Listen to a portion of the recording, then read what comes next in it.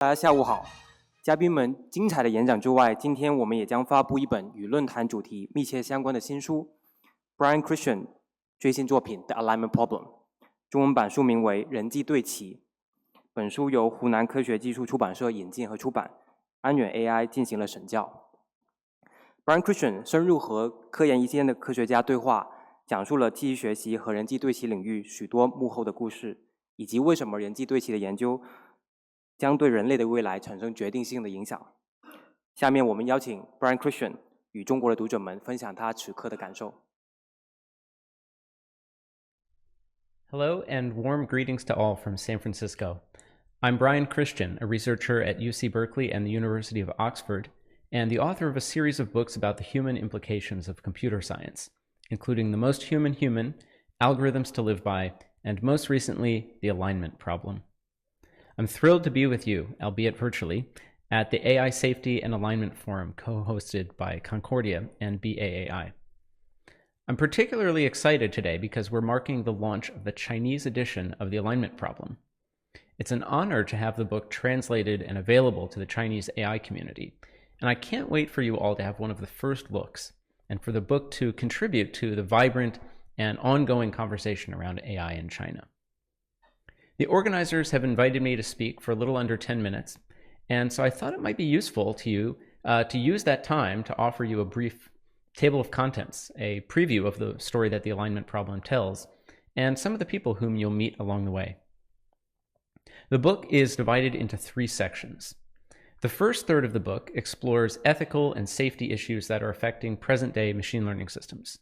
The first chapter looks at bias and representations in word embeddings and face recognition. The second chapter looks at the history of machine learning in criminal justice, touching on fairness as well as feedback loops that can happen when a predictive model ends up shifting its own distribution. The third chapter is about transparency, starting from real-world examples in healthcare, and from there exploring the competitiveness of interpretable models versus both human experts and deep neural networks.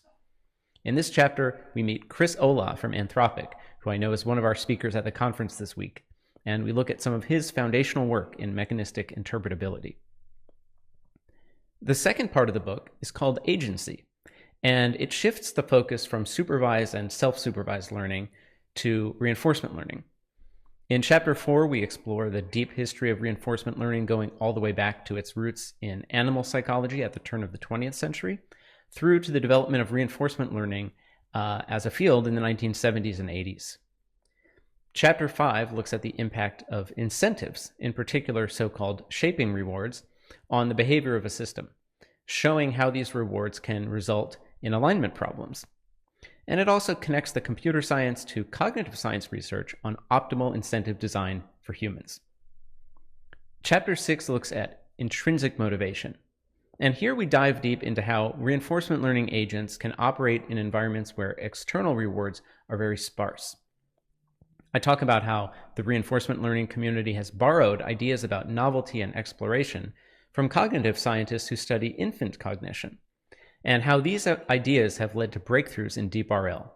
For instance, researchers finally conquering the famously difficult and sparse Atari game called Montezuma's Revenge using intrinsically motivated agents.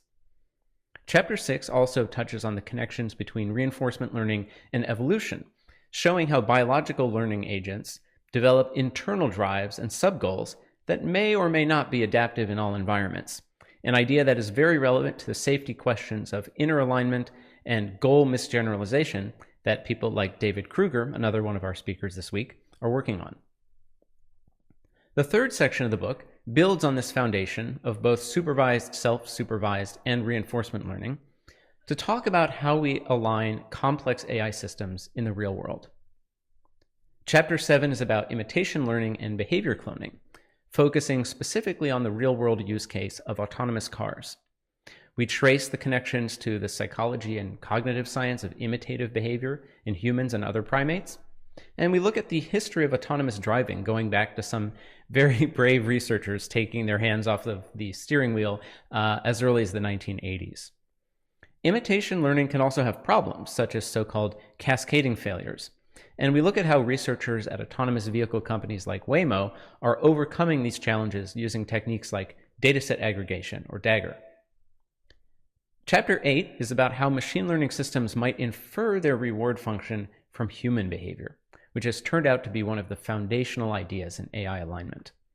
We look at the origins of inverse reinforcement learning in an insight that Stuart Russell, another one of our speakers this week, had while walking down a steep hill to his local supermarket. And we showcase both the incredible power as well as some of the limitations of learning directly from demonstrations of human behavior.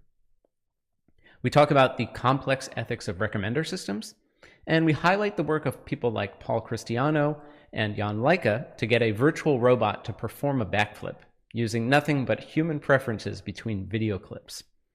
This breakthrough forms the foundation of what we now call RLHF, reinforcement learning from human feedback, which is arguably the key breakthrough behind present-day large language models like OpenAI's ChatGPT. In the 9th and final chapter, we look at the role of uncertainty in AI safety.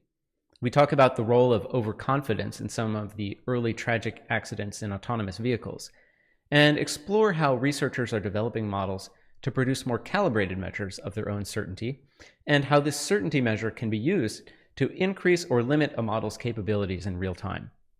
We also look at the work of yet another one of our speakers this week, DeepMind's Victoria Krakovna, who has done some foundational work on how AI systems can anticipate and avoid causing side effects while in pursuit of their explicit goals. The conclusion of the book then summarizes the journey that we've been on, highlighting the many open problems, even with some of the promising solution methods we've described, and framing AI alignment as the defining challenge of the coming decade, and one that will truly require a global collaboration across many fields, many organizations, and many nations. I believe that it is. In the time since the English version of the book came out, I have been very honored to see the reception and the impact that the book has had. It was named the best book on the key technical and moral questions of AI by the New York Times, and Microsoft CEO Satya Nadella named it one of his favorite books of the year. It's been read by US senators, British members of parliament, and policymakers in the European Union. I've also heard from many young computer scientists that they decided to pursue a career in AI safety research after reading the book. And it makes me incredibly proud to be able to have a role in inspiring the current generation and also the next generation of brilliant minds that are coming together to work in this area. In that spirit, I'm tremendously excited for the alignment problem to be available to the Chinese AI community and Chinese readers more broadly. I hope that you find it informative, thought-provoking, and inspiring, and that it's useful to you, both as researchers yourselves and also at helping to communicate your own passion for this area to the non-computer scientists in your lives. I'm eager to see how the many conversations here at the forum this week and the work of the Chinese AI community more broadly will contribute to global progress toward AI alignment. Thank you again for having me here today. 谢谢。